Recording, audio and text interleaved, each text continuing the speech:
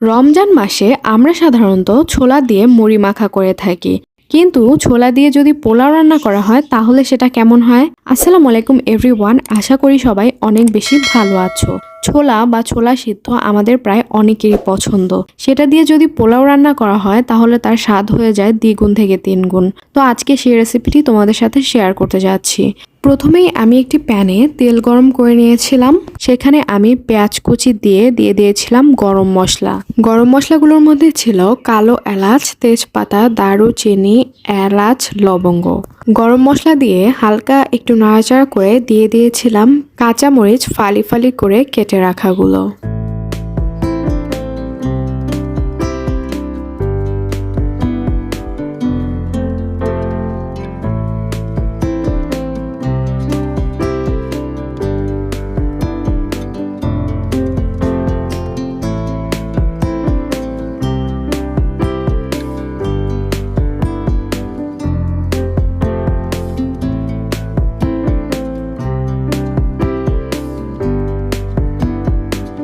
এ পর্যায়ে বেশ কিছুক্ষণ নাড়াচাড়া করে দিয়েছিলাম বাটা মশলা। বাটা মশলার মধ্যে ছিল আদা বাটা আর রসুন বাটা।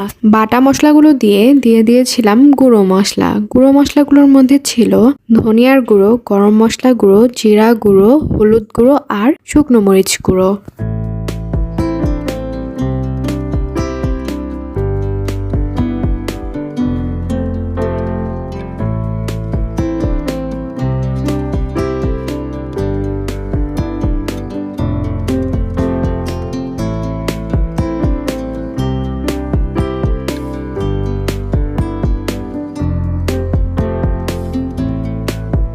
এ পর্যায়ে আমি মশলাগুলোকে সব একসাথে বেশ ভালো মতো কষিয়ে নিচ্ছিলাম। ভালো মতো কষানো হয়ে গেলে আমি পোলাওয়ের চাল ছেড়ে দিয়েছিলাম। পোলাওয়ের চালটা আমি মূলত ধুয়ে রেখে দিয়েছিলাম, এরপরে পানি ঝরিয়ে ছেড়ে দিচ্ছি। চাল দেওয়ার পর দিয়েছিলাম ছোলাটাকে আমি আগের দিন ভিজিয়ে রেখেছিলাম এবং এরপর সিদ্ধ করে নিয়েছিলাম।